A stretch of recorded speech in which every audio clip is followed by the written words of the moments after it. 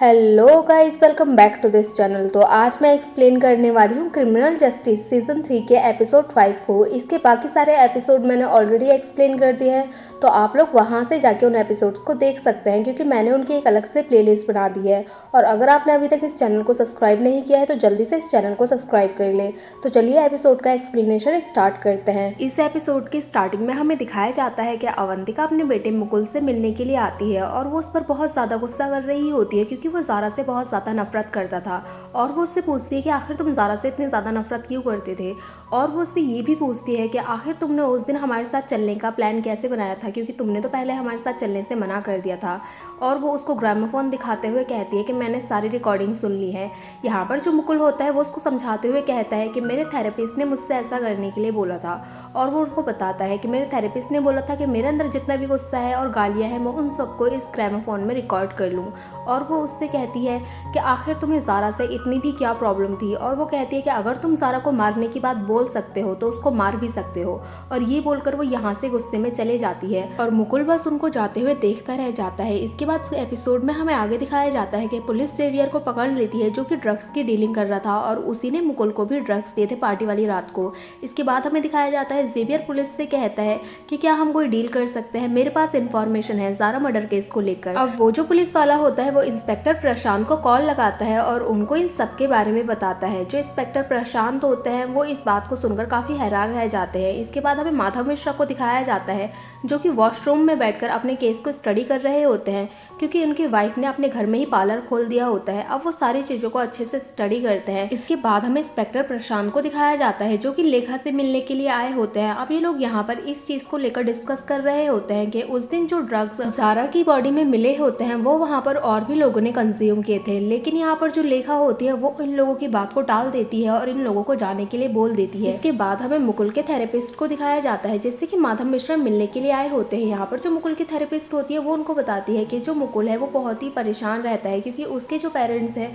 मुकुल को पसंद नहीं करते। और ऐसा मुकुल को लगता है, मुकुल समझता है कि उसकी मम्मी भी उससे प्यार नहीं करती है। और जो ज़ारा उसकी बहन होती है वो काफ़ी फेमस होती है, इसलिए मुकुल को उससे प्रॉब्लम होती है। और वो उन लोगों को कन्फर्मेशन बायस के बारे में बताती है, जिससे कि अगर वो लोग मान चुके हैं कि मुकुल गुनहगार है तो वो उन्हीं सबूतों को ढूंढेंगे जिससे कि साबित हो चुके कि मुकुल ने ही एक क्राइम किया है। और वो उन लोगों से ये भी कहती है कि आप अच्छे से इस केस को स्टडी करें। इसके बाद हमें दिखाया जाता है कि जो अवंतिका होती है वो अपने एक्स हस्बैंड से मिलने के लिए आती है और यहाँ पर वो दोनों मुकुल के बारे में बात कर रहे होते हैं। वो उससे कहती है कि सभी लोग मुकुल को ही गुनहगार मानते हैं और मुझे समझ नहीं आ रहा है कि आखिर सच क्या है। यहाँ पर उसका हस्बैंड उसको समझाते हुए कहता है कि हौसला रखो और अपने बेटे पर भरोसा रखो। वो कहता है कि मैं जानता हूँ कि मुकुल की परवरिश अच्छे से नहीं हुई है, लेकिन मैं ये भी जानता हूँ कि उसने ये गुनाह नहीं किया है। इसके बाद हमें माधव मिश्रा को दिखाया जाता है, जो कि मुकुल से मिलने के लिए जाता है। अब वो मुकुल से कहता है कि अब मैं सब कुछ सच सच जानना चाहता हूँ और मुझसे कुछ भी मत झूठ बोलना। मुकुल यहाँ पर वापस से वही बात बोलता है कि मैं आपको पहले ही सब कुछ बता चुका हूँ, लेकिन माधव मिश्रा उससे कहते हैं कि तुमने अभी तक सब कुछ झूठ बोला है। और वो यहाँ पर उससे कुछ ऐसी बातें बोलते हैं जिसके की बात मुकुल को गुस्सा आ जाता है और वो यहाँ पर सब कुछ सच सच बता देता है। और वो गुस्से में कहता है कि उस रात में पार्टी में ड्रग्स को बेचने के लिए गया था। अब माधव मिश्रा को सब कुछ समझ आ जाता है और वो मुकुल से कहता है कि इसलिए तुम झूठ बोल रहे थे क्योंकि उस दिन तुम ड्रग्स बेचने के लिए वहाँ पर गए थे। अब जो मुकुल होता है वो सब कुछ सच सच बताना स्टार्ट कर देता है। वो कहता है कि पार्टी में रात को मुझे तो लड़के मिले थे जिनको मैंने ड्रग्स दिखाए तो उन्होंने मुझसे ड्रग्स खरीदने की बात बोली। अब वो पार्टी वाली रात को उनसे मिलने के लिए जाता है और उनको ड्रग्स दिखाता है। उस ड्रग्स के बदले वो उसको बहुत सारे पैसे देने वाले होते हैं। अब वो लोग एटीएम से पैसे निकाल के लाकर उसको देते हैं, लेकिन वो पैसे कम होते हैं। तो मुकुल उनसे कहता है कि बाकी पैसे कहाँ पर हैं। तब वो लड़के उससे कहते हैं कि अभी हम पार्टी में जा रहे हैं और बाकी के पैसे वहीं से मिलेंगे। लेकिन मुकुल उससे कहता है कि मेरा कोई और प्लान है तो मैं पार्टी में नहीं जा सकता। लेकिन वो लड़के उससे कहते हैं कि तुम्हें हमें पार्टी में छोड़ने के लिए चलना पड़ेगा और बाकी के पैसे मैं तुम्हें वहीं पर दे दूंगा। अब जो मुकुल होता है वो पार्टी के अंदर भी चले जाता है और वहाँ पर वो सभी लोगों को ड्रग्स बांट रहा होता है, लेकिन तभी वो वहाँ पर ज़ारा को देखता है। अब न्यूज़ में हमें दिखाया जाता है कि ज़ारा मर्डर केस को फास्ट ट्रैक में डाल दिया होता है, क्योंकि मीडिया और पब्लिक से बहुत ज्यादा प्रेशर आ रहा होता है। अब हमें दिखाया जाता है लेखा और माधव मिश्रा दोनों ही अपने अपने तरीकों से छानबीन करने में लग जाते हैं। ये लोग उन लोगों से भी बातचीत करते हैं जो कि मुकुल को जानते हैं। अब ये लोग उन लोगों से बातचीत करते करते पता लगाते हैं कि आखिर उस रात हुआ क्या क्या था। अब हमें माधव मिश्रा को दिखाया जाता है, जो कि उसको अवंतिका ने चेक दिया होता है वो बाउंस हो जाता है। तब माधव मिश्रा उसी के बारे में अपनी वाइफ को बता रहा होता है।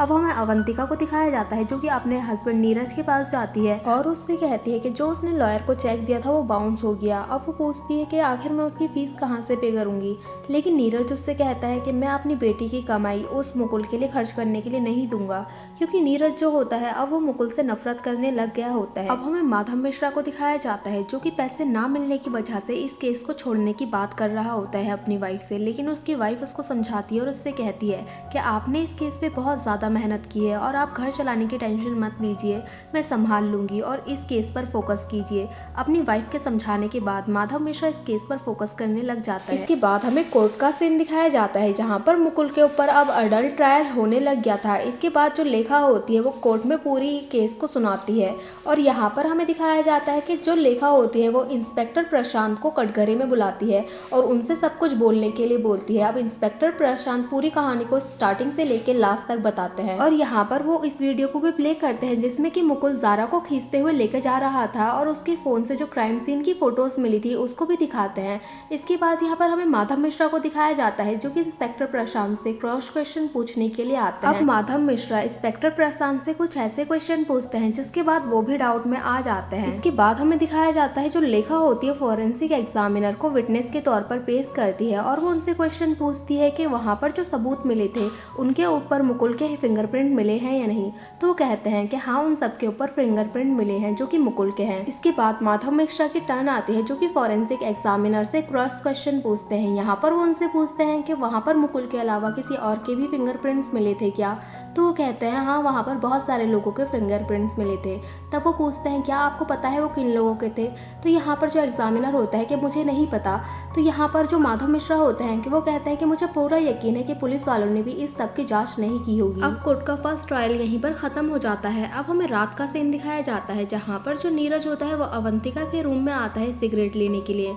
जब वो सिगरेट निकाल लेता है तो वहाँ पर ग्रामोफोन को देखता है और उसको उठाकर अपने रूम में ले जाता है। यहाँ पर अवंतिका सो रही होती है। इसके बाद हमें कोर्ट के नेक्स्ट ट्रायल का सीन दिखाया जाता है। यहाँ पर जो लेखा होती है वो मुकुल के फ्रेंड वरुण को कटघरे में बुलाती है और यहाँ पर वो उनसे कुछ क्वेश्चन पूछती है। अब वो उससे पूछती है कि आखिर तुम्हारा उस दिन कॉलेज में झगड़ा क्यों हुआ था। तब वरुण उसको बताता है कि उसने कुछ कमेंट पास कर दिया था जिसके बाद मुकुल बहुत ज्यादा गुस्सा हो गया और उसने उसको बहुत ज्यादा मारा, जिस झगड़े में उसकी आंख भी खराब हो गई थी। अब मुकुल वरुण की बात सुनने के बाद बहुत ज्यादा गुस्सा हो जाता है और लेखा इसी बात का फायदा उठाते हुए बोलती है जो इस छोटी सी बात पर एक की आंख खराब कर सकता है तो वो तो गुस्से में आकर अपनी बहन को भी मार सकता है। इसके बाद जो माधव मिश्रा होता है वो वरुण से क्रॉस क्वेश्चन पूछने के लिए आते हैं और वो उनसे पूछते हैं कि आखिर उस दिन तुमने ऐसा क्या कमेंट किया था।